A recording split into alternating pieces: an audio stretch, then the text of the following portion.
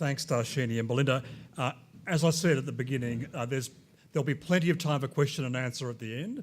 So any questions for any of the panellists, please by all means make a note of them and we will come to questions in a very short time. I'd now like to invite Dr Suzy Goldsmith, who was project lead on the Brain Injury and Family Violence Project and is also a director of Brain Injury Australia, to talk us through the key findings and the 4 recommendations. Please welcome Suzy.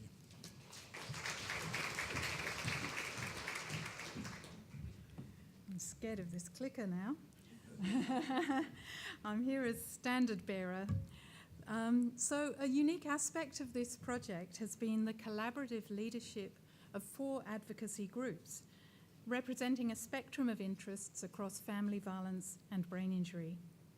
We've worked together as a team, and our members have been essential in guiding this research and keeping it relevant to people's experience.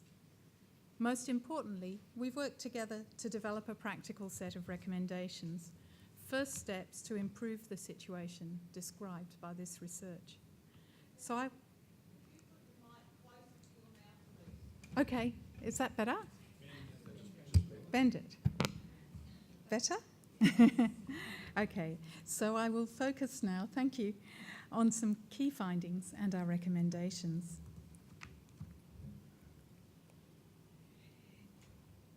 In making their recommendation 171 to find out more about the prevalence of acquired brain injury among victims and perpetrators, the Royal Commission recognised a number of ways in which brain injury increases the costs and impacts of family violence.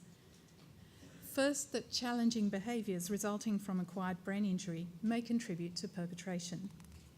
Second, that disability resulting from acquired brain injury may increase someone's risk of becoming a victim of family violence in all its forms, including financial abuse, for example. And third, that exposure to family violence may increase the risk of acquiring a brain injury through a single event or repeated milder events, such as concussions. Our project has explored all of these possibilities. As Australia's first evidence-based study of brain injury associated with family violence, this has been a first step. In our 5-month timeframe, we've mostly relied on the evidence that's already available. We don't know the whole picture, but what we do know from 10 years of hospital data is that of those Victorians who attend hospital for reasons of family violence, about 2 in 5 of these victims of family violence sustain a brain injury, and about 1/3 are children under the age of 15, and 1/4 of these children sustain a brain injury.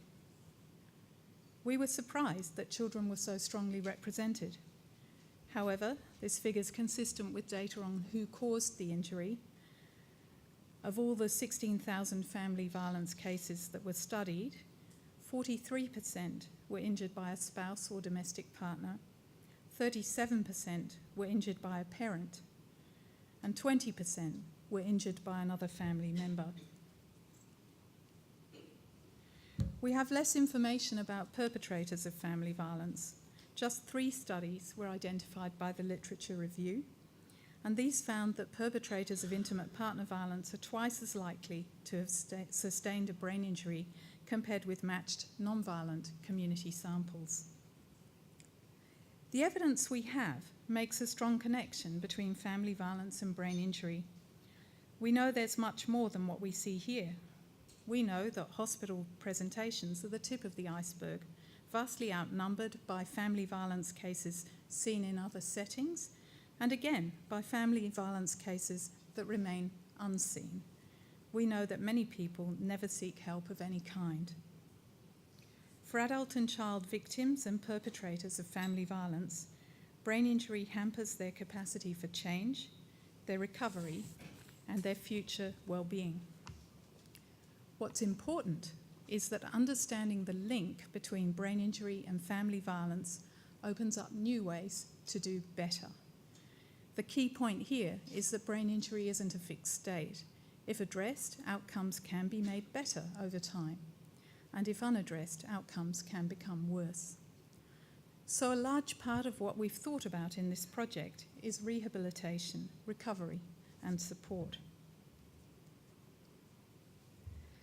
Darshini was just running through the work of the Monash University researchers in interviewing practitioners who work across the integrated family violence system, family violence, child and family and perpetrator services, and related health and justice services.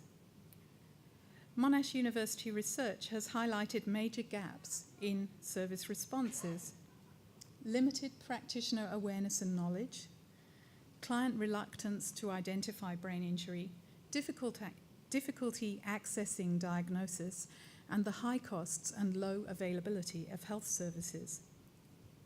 Our recommendations go to closing these gaps with a focus on early intervention. At the same time, taking action will help us to build a stronger evidence base for the future. As a constituent-led project, we've benefited from a diverse and practical understanding that's grounded our recommendations and made them relevant to the current thinking in each of our sectors. We've been really grateful for the opportunity to work together in this way. First, we need to develop information resources on brain injury for both victims and perpetrators of family violence, as well as the people who work with them to provide support. These resources will be designed to complement the integrated family violence system to make them as effective as possible. Second, we need to add brain injury screening questions to family violence risk assessments, including the new multi-agency risk assessment and management framework, MARAM. Screening is critical in preventing further harm, as well as selecting useful paths to take. Third, we need to pilot an integrated brain injury and family violence service to support diagnosis, rehabilitation, and harm reduction. Examples of tailored brain injury services have proved successful in other settings, such as the Magistrates Court Support and Diversion Service and concussion clinics. And here we propose piloting an integrated brain injury and family violence service addressed to whole family needs. This could be done in conjunction with complementary government initiatives, for example, the support and safety hubs. These new integrated services would provide a vital bridge to existing or future mainstream supports for people experiencing brain injury and family violence. So our final recommendation is to map and clarify these supports. Sorry, pages are stuck together. We need to map and close any gaps in services and supports for people at increased risk of perpetrating or becoming a victim of family violence due to their brain injury, as well as for people with a brain injury resulting from family violence. Brain injury worsens the impacts and avoidable costs of family violence for families and for the wider community. Death, permanent disability, or temporary disability result in lost opportunities for economic and social participation, independence, and quality of life. This research shows that brain injury in family violence is a significant problem. If we identify and deal with it better, we have the potential to save a great deal of pain, loss, and cost. These recommendations provide the first steps. They're modest and practical, and we have a strong team ready to undertake them. If anyone would like to work with us and to fund these initiatives, we're very keen to hear from you. Thank you.